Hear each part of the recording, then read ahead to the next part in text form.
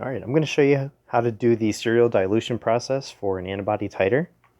So first we're going to take our set of plastic tubes that we have, and we're going to label those tubes starting with 2. The next one we're going to label 4, and we're just going to keep doubling until we get to our last dilution, which is 32.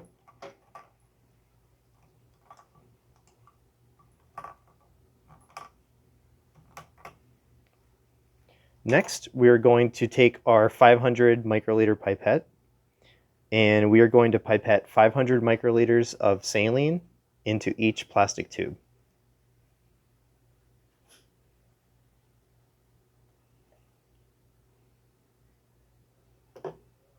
Make sure you don't get any air bubbles.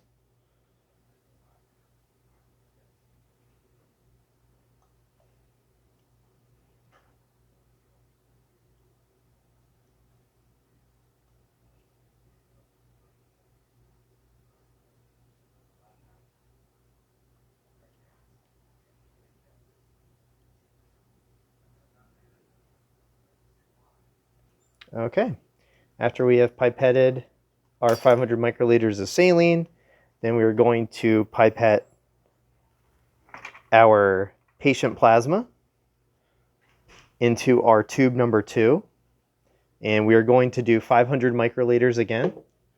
So I have our big blue juice here that's going to simulate our patient plasma. So I'm going to take 500, put it into our tube number 2,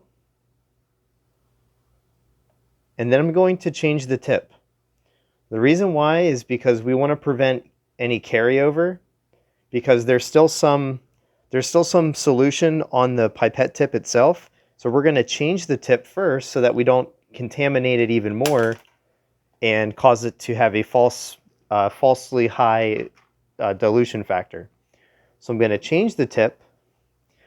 Now I'm going to mix that. So by mixing it, I'm just going to put the pipette tip in there, draw it up and down a couple times.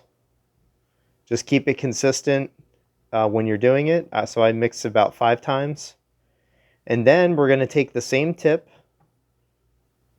draw up our 500, and we're going to transfer that into our next dilution factor tube, which is number 4. And be careful here not to put the tip into the tube. So you want to keep it above and put your 500 microliters in.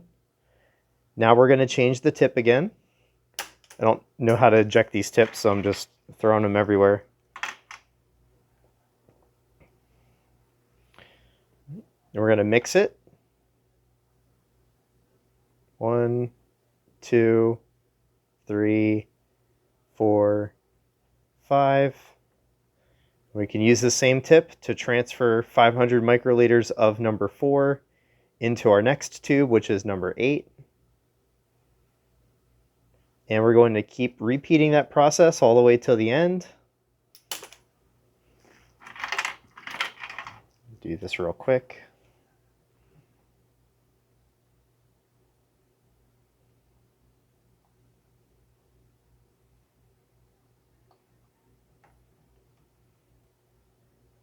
If you get any air bubbles in your pipette tip, make sure that you get those out before you transfer and keep the volume consistent.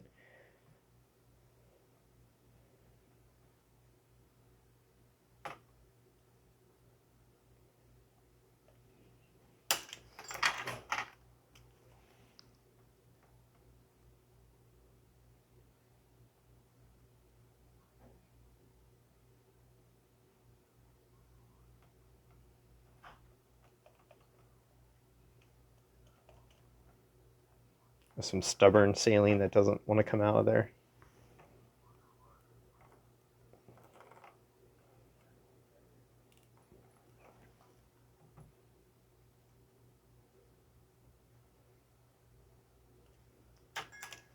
All right, we're on our last one.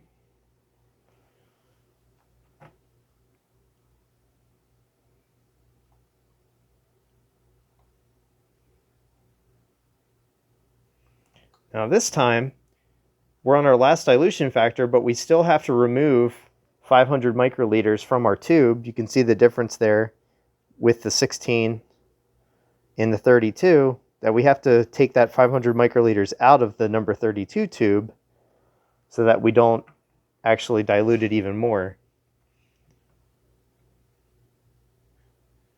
So we're going to take that out, and then normally we would put this extra into another dilution tube so that we could make further dilutions if we had to, if the titer ends up being higher than we expected. All right, well, that's how you do a dilution. Now it's your turn.